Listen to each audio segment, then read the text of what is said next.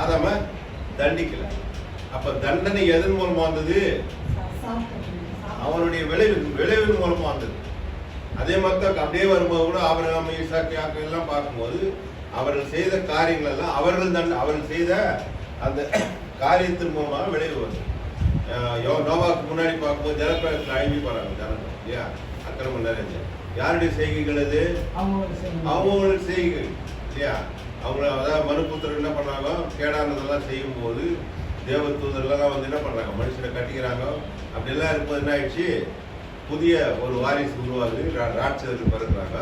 அந்த விளைவு தான் என்ன ஆயிடுச்சு? அழிஞ்சு போகுது. அப்போ நிபந்தனை இல்லாத காலத்திலயும் அந்த விளைவு இருந்தது, நிபந்தனை உள்ள உடன்படிக்கை காலத்துல அந்த விளைவு இருக்கு இல்லையா? அப்போ என்ன அர்த்தது? அது பழைய உடன்படிக்கை. இது பழைய உடன்படிக்கை. இந்த புதிய உடன்படிக்கைன்னு வரும்போது புரிஞ்சு அந்த பழசு தருது இல்லை நிறையா இல்லையா? நியாயப்பிரமாணம் முழுவதும் யாருக்கு கொடுக்கப்பட்டாங்க? இஸ்ரேல் மக்களுக்கு தான் கொடுக்கப்பட்டாங்க. அவங்க தான் ஒத்துக்கிறாங்க. அவங்க தான் நாங்க செய்யறோம்னு ஒத்துக்கினாங்க. ஆகினால்தான் இயேசு கிறிஸ்து யாருக்கு வந்தாரு? யூதருடைய கோத்திரத்துல இஸ்ரேல் மக்களுக்காக தான் முதல்ல வராரு. ஏன்னா உடன்படிக்கைக்கு பதில் சொல்ல வேண்டிய ஆள் யாரு? அவங்க தான். ஒரு காரியத்தை சொன்னாக்கா அது செய்யலன்னா எல்லாரும் வந்து கேட்க முடியாது. யாருக்கு பொறுப்பு ஓட்டாங்களோ அவங்களதான் கேட்க முடியும். அப்போ யூத கோத்திரத்தில் இயேசு கிறிஸ்து வந்த பிறகு யாரு கேட்கிறாரு? இப்போ அவங்களதான் கேட்டுக்கிறாரு, அவங்களுக்கு தான் பிரசங்கம் பண்றாரு. ஆனா அவங்கதான் அந்த நியாயப்பிரமாணத்தான் கேள்வியும் கேட்கறாங்க. ஏன்னா அவங்க நியாயப்பிரமாணத்துக்கு உரியவர்கள். ஆராதனை எல்லாம் அவங்களுக்கு தான். எல்லா முறைகள்லாம் யாருக்கு கொடுத்திருந்தாரு? யூத மக்களுக்கு தான் கொடுத்திருந்தாரு, இஸ்ரேல் மக்களுக்கு. அப்படி இருந்தும் அந்த சட்டத்துல என்ன பண்ண முடியல, அவங்களால நிலைநிறுத்த முடியல. இப்போ அந்த முழுசுமா யாரு கொடுத்த சட்டம் அது? அது என்னென்ன இருக்கு? ரெண்டு பகுதி இருக்குது. ஒண்ணு சாபமா இருக்குது, ஆசீர்வாதம் இருக்குது. அந்த பிரமாண சட்டத்துல ஆசீர்வாதம் இருக்குது, சாபமா இருக்கு. இப்போ நான் எந்த உடன்படிக்கையில பிறக்கல, அந்த உடன்படிக்கையில நம்ம பிறக்கல, நம்ம வந்து இஸ்ரேலர் அல்ல. அந்த உடன்படிக்கை வந்து எனக்கு என்ன தேவை இல்லை. அப்படி இருக்கும்போது அந்த சாபம் எனக்கு வர வேண்டிய அவசியம் இல்லைன்னு புரியல. அவர்களுக்கு கொடுத்த அந்த சாபங்களோ ஆசீர்வாதங்களோ அந்த சட்டத்தின் மூலமாக எனக்கு எந்த விதத்துல அது என்ன வராது. அப்போ நான் அந்த சட்டத்துல இல்லைன்னா கூட எனக்கு சாபம் வர்றது தப்பு தானே, புரியல? ஆகினால்தான் ஆண்டவர் என்ன பண்றாரு? சிலுவையில் என்ன பண்றாரு? கலாத்தியர் 3 பாக்குறாங்க, 3:20 சிலுவையில் என்ன பண்றாரு? எல்லா மனிதனுடைய சாபங்களை, நம்ம எல்லா சாபத்தையும் என்ன பண்றாரு? அவர் ஏற்றுக்கொள்றாரு. அதுல நியாயப்பிரமாண சாபம் எல்லாம் யாருக்கிட்ட போயிட்டு இருக்கோம்? இயேசு கிறிஸ்து கிட்ட போயிட்டு. அப்ப இந்த ஆசீர்வாதம் தான் மிஞ்சுதாங்க. அந்த ஆசீர்வாதத்தை யாரு கொடுக்குறாரு? இப்போ நமக்கு கொடுக்குறாரு. ஆனா நம்ம யாரா இல்ல? இஸ்ரேல் அல்ல இல்லையா? இஸ்ரேல் அல்லாததுனால அந்த சாபமோ எனக்கு சொந்தம் இல்லை, ஆசீர்வாதமோ எனக்கு சொந்தம் இல்லை. ஆனா இயேசு கிறிஸ்து என்ன பண்றாரு? நம்ம ஆபிரகாமின் சந்ததியில இணைக்கிறாரு. அதனாலதான் ஆபிரகாம், தாவீது, இயேசு கிறிஸ்து அப்படி வருது இல்லையா? அப்ப இணைக்கும் போது கிறிஸ்து இயேசு மூலமாக எனக்கு என்ன வந்திருக்கு? இப்போ அந்த ஆசீர்வாதம் வந்திருக்கு. அந்த ஆசீர்வாதம் எங்க யார் மூலமா இருக்குது? அப்ப அந்த ஆபிரகாம் அந்த நியாயப்பிரமாண காலத்திலயோ இல்ல காலத்துல கொடுத்துக்கப்பட்ட அந்த உடன்படிக்கையில இருந்து எனக்கு சாபம் வரணும், ஆசீர்வாதம் வரணும். ஆனா சாபத்தை என்ன பண்ணாரா? இயேசு கிறிஸ்து ஏற்றுக்கொண்டு ஆசீர்வாதத்தை மட்டுமே நமக்கு என்ன பண்றாரு?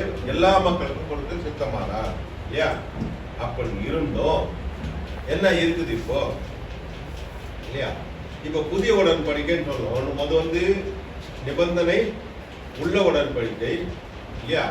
நிபந்தனை இல்லாத உடன்படிக்கை, நிபந்தனை உள்ள உடன்படிக்கை, அதுக்கப்புறம் புதிய உடன்படிக்கை. நம்ம எந்த காலத்துல இருக்கிறோம்? எந்த காலத்துல பிறந்தோம் இல்லையா? நம்ம எந்த காலத்துல பிறந்தோம்? எந்த உடன்படிக்கையில பிறந்துக்கிறோம்? புதிய உடன்படிக்கையில பிறந்துக்கிறோம்.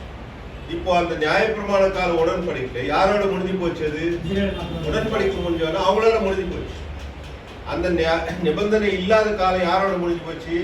அந்த மோசேயின் காலம் முடிஞ்சிருச்சு. அதுக்கு அந்த அந்த உடன்படிக்கை இவங்களுக்கு செல்லாது. இப்ப நாம எந்த உடன்படிக்கையில பிறந்திருக்கோம்னா புதிய உடன்படிக்கையில பிறந்திருக்கிறோம் இல்லையா? இன்னொரு முறையில சொல்லணும்னு பார்த்தா நாம் இன்னொரு ராஜ்யத்துல பிறந்திருக்கிறோம்னு அர்த்தம். இப்ப அந்த பழைய உடன்படிக்கை தான் இருக்குதுங்க, அது ஒரு ராஜ்யம், அது ஒரு சட்டம், அரசாங்கம் எல்லாம் நடந்துருச்சு. அப்ப நம்ம புதிய ராஜ்யத்துல வரணும்னு தான் இயேசு கிறிஸ்து முதல் என்ன சொல்றாரு? அவங்க மனம் திரும்புங்கள் இல்லையா? அப்போ அந்த ராஜ்யத்துக்குள்ள வரும்போது நான் எந்த உடன்படிக்கையில் இருக்கிறப்போ இயேசு கிறிஸ்துடைய உடன்படிக்கையில வந்துக்கிறேன் இல்லையா? அப்ப அது என்ன ஆகாது, எனக்கு பழைய உடன்படிக்கை எனக்கு தேவைப்படாதுன்னு இல்லையா? அப்ப இந்த உடன்படிக்கையிலே இருக்கிறோம்னு சொன்னா, சட்ட திட்டத்திலே வாழ்ந்துருக்கிறோம்னு சொன்னா, நான் எந்த ராஜ்யத்தில் இருக்கிறப்போ பழைய ஏற்பாட்டு ராஜ்யத்தில் இருக்கிறேன். புரியுங்களா? இப்ப பாத்தீங்கன்னா அந்த ராஜ்யத்தை குறித்து அதிகமா சொல்ற. புதிய உடன்படிக்கையில் என்னது, ராஜ்யத்தை குறித்து தான் பேசுறாரு. இப்ப ராஜ்யத்தில் என்ன இருக்குது, எல்லா ராஜ்யத்திலும் சட்ட திட்டங்கள் இருக்கு. சட்டம் இல்லைன்னா இல்ல. அந்த சட்டங்கள் எல்லாம் மீறினால் என்ன கிடைக்கும், தண்டனை. அப்ப இங்க வர சட்டம், இதுலயே சட்டங்கள் இருக்குல்ல இல்லையா? அப்ப இதுல மீற முடியுமா? மீறினா என்ன கிடைக்கும்? சொல்றது நல்லா புரியுது, நல்லா புரியுது. அந்த சட்டத்துல மீறினா என்ன கிடைக்கும்? அப்ப இதுக்கு அதுக்கு வித்தியாசம் இல்லை. புதிய உடன்படிக்கைக்கு அப்ப இந்த சட்டத்துல மீறினா அப்ப என்ன, இதுக்கு அதுக்கு வித்தியாசம் ஒண்ணு இல்லையா? அதுல சட்டத்துல வந்து மீறினா என்ன கிடைக்கும்? அப்ப இந்த சட்டத்துல மீறினா என்ன கிடைக்க கூடாது? தண்டனை கிடைக்க கூடாது. தானே புதிய உடன்படிக்கையா இருக்கணும். புரியல சொல்றது? இப்போ நான் அந்த சட்டத்துல இருக்கிறேன்னா கண்டிப்பா என்ன இருக்குது, தண்டனை இருக்கு. இப்போ புதிய உடன்படிக்கைக்கு வந்த பிறகு நான் மீறினால் என்ன கிடைக்கும்? தண்டனை கிடைக்காது. அப்படித்தானே? அப்ப என்ன வேண்டாலும் செய்யலாம். அப்ப செஞ்சா என்ன பண்ண மாட்டார்? தண்டிக்க மாட்டார். புதிய உடன்படிக்கை அப்படித்தானே இருக்கு இல்லையா? அப்ப நான் பழைய உடன்படிக்கை நல்லா புரிஞ்சுக்கிறாதான் புதிய உடன்படிக்கை எனக்கு புரியும். ரோமர் 6ஆம் அதிகாரம் நம்ம எப்படி புதிய உடன்படிக்கையில் இருக்கிறோம், ஏன் நம்ம என்ன செஞ்சாலும் தண்டனை கிடைக்காது அப்படின்னு பார்க்கணும். என்ன செஞ்சாலும் இல்லை, அது பார்த்து வேற மாதிரி பார்க்கணும். ரோமர் 6ஆம் அதிகாரம்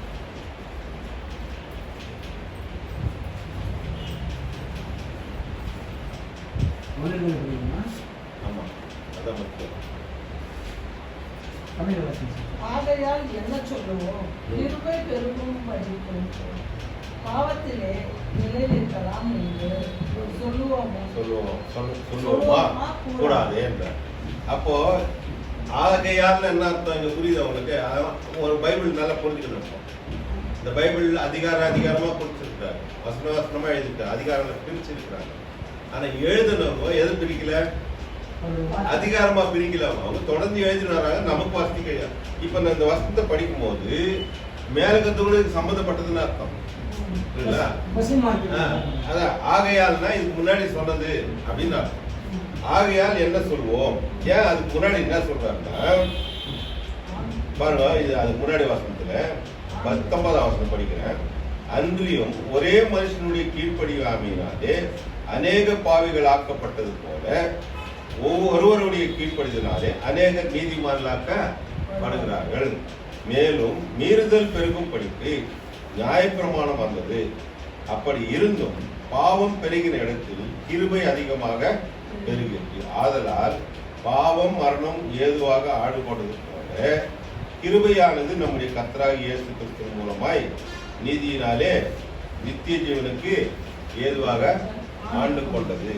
ஆகையால் அப்படின்னு சொல்றது அங்க என்ன சொல்றாருன்னா, கிருபை பெருகும் படிக்கு பாவத்திலே நிலைத்திருக்கலாமா என்று சொல்லுவோமா கூடாதே. பாவத்துக்கு மரித்த நாம் இனி அதில் எப்படி பிழைப்போம்? பழைய உடன்படிக்கைக்கு நம்ம மறிச்சிட்டோம். இப்ப எதுல இருக்கிறோம்ப்பா, எதுல பழிச்சு இருக்கிறோம்? புதிய உடன்படிக்கையில பழிச்சு இருக்கிறோம். அதுலதான் வாழ்ந்து இருக்கிறோம் இல்லையா? அப்ப எதை செய்ய முடியாதான்? பாவத்தை செய்ய முடியாதுன்றாரு. அது செஞ்சாதானே உனக்கு தண்டனை கிடைக்கும். புரியல சொல்றது?